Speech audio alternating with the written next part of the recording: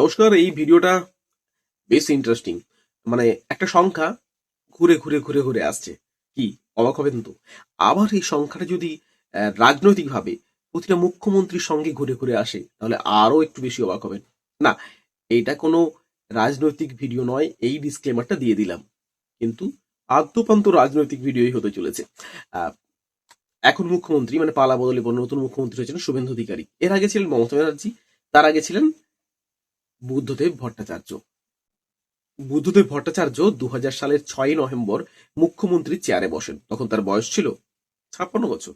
এর পরবর্তী মুখ্যমন্ত্রী হন মমতা ব্যানার্জি 2011 সালের মে মাসে। তখন তার বয়স ছিল 56 বছর।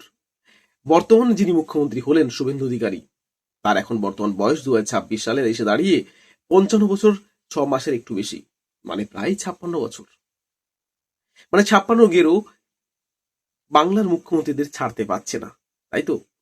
আবার যদি একটু দেখি কলকাতার বাইরে প্রায় 55 বছরের থেকে একটু বেশি, মানে 55.5 বছর, প্রায় 56 বছর পরে বাংলার কলকাতার বাইরে একজন মুখ্যমন্ত্রীকে পেল এই বাংলা। ভারতের রাজনীতিতে বা বাংলার রাজনীতিতে 56 সংখ্যাটা ঘুরে ঘুরে আসছে।